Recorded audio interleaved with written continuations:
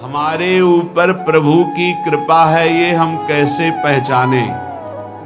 ये 8 लक्षण प्रकट होने लगते हैं जिसके ऊपर प्रभु की कृपा होती है। हमारे ऊपर प्रभु की कृपा है ये हम कैसे पहचाने? तो ये 8 लक्षण प्रकट होने लगते हैं जिस पर हरिजू की प्रियाजू की कृपा है। पहला, घोर अपराध करने वाले के प्रति भी दया की भावना, शांति पहला लक्षण है। भाव में भी पहले शांत भाव है। हमारे ऊपर श्री हरिजू की कृपा है, इसकी पहचान ये 8 लक्षण। पहला, शांति, अर्थात घोर अपराधी के प्रति भी गुस्सा ना क्षमा करना, ये हरि की कृपा का लक्षण है। देख लो भाई, घोर अपराधी शब्द तो जाने दो, जरा सा प्रतिकूल हो जाए तो लाख समझाओ पर भ्रकुटी तनी रहती है। भला ऐसा है? अपराधी पर भी क्षमा का भाव होना, ये हरि कृपा पात्र में ही होगा, अन्य में नहीं। अगर अपने हृदय में ऐसा लगे कि ऐसा नहीं है तो हरिजू से प्रार्थना करनी चाहिए कि कृपा करो मेरे में सामर्थ्य आवे। दूसरा, अनुसूया, वो किसी भी के प्रति कभी भी कोई दोष दर्शन ही नहीं करेगा।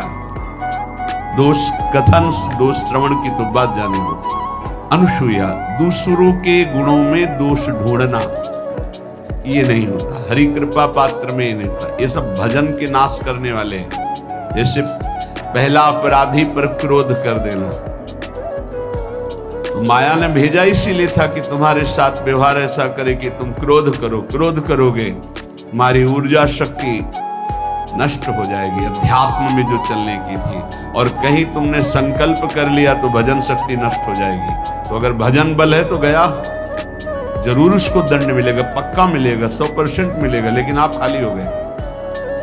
ना भजन करने की वृत्ति रहेगी और ना भजन रहेगा, दोनों बार।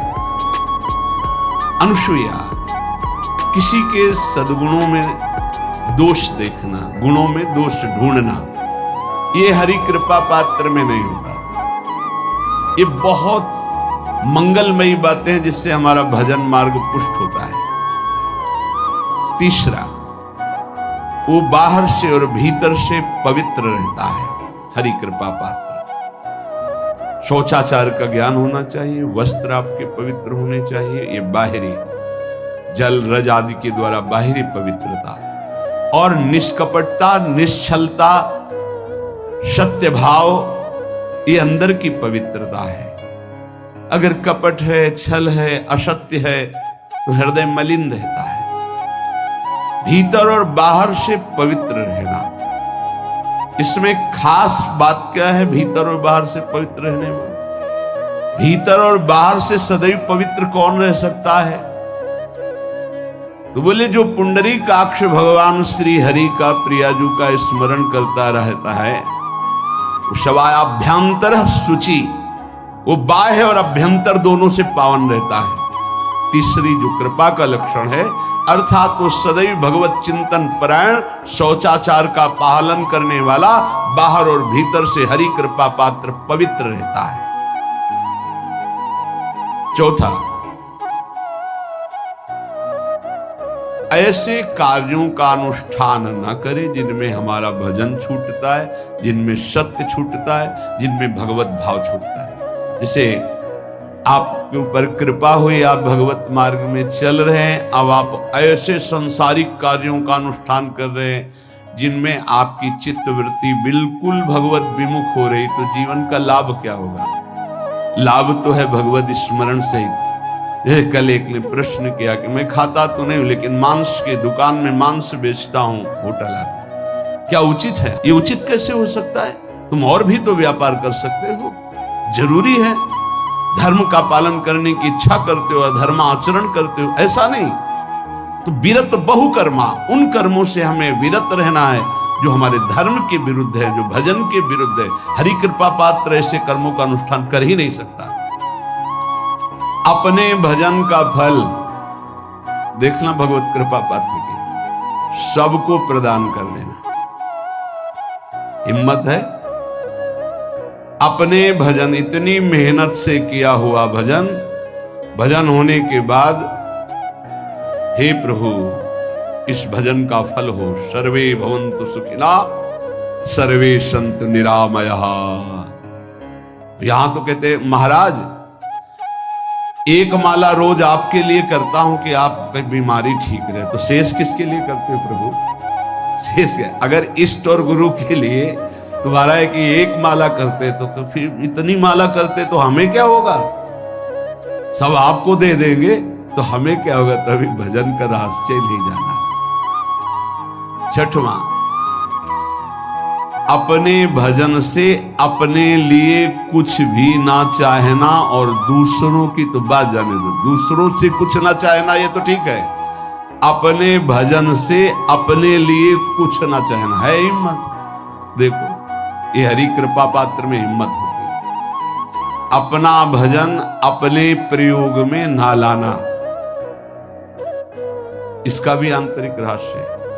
अपने प्रयोग में आप शरीर को लेकर के बोलेंगे, अगर स्वरूप को लेकर तो प्रयोग की कोई वहां जरूरत ही नहीं, स्वरूप पूर्ण काम है, वहां कोई अभाव नहीं। जब आप कोई भाव अपने लिए करेंगे तो देह भाव होगा, देह भाव से किसी विषय की मांग होगी। विषय पूर्ति भजन का फल नहीं होता, भजन का फल होता विषय निवृत्ति। बहुत जोर की बात है, कैसे समझ? अपने भजन का भी फल अपने लिए नहीं, दूसरों से कुछ चाह रखना तो बात ही जाने दो, भजन से भी कोई अन्य सुख की चाह नहीं। क्या चाहिए? भजन ही बनता रहे, भजन का फल भजन बनता रहे, खूब निरंतर जप करते रहे। सातवां, किसी भी मान सम्मान कीर्ति पद प्रतिष्ठा के मिलने पर हृदय का असंतुष्ट हो जाना, यह हरि कृपा पात्र का लक्षण होता है। प्रणाम नमस्कार जय हो तो हृदय में असंतुष्ट हो जाना चाहिए। कोई किंचन मात्र अभिमान न उदय हो जाए। प्रभु बचाओ, ये माया की चकाचौंध से बचा लो नाथ। कौन सा अपराध बन गया कि आपकी जय की जगह यहां हमको ऐसा सुनना पड़े। मान प्रतिष्ठा कीर्ति जिसके लिए बड़े बड़े लालायित रहते, हरि कृपा पात्र को विष की तरह चुभती है। और आठवां, किसी भी प्राणी समुदाय से संबंध ना रखते हुए सब पर दया की भावना, सब पर कृपा की भावना, सब पर करुणा मैत्री, पर किसी से ममता नहीं।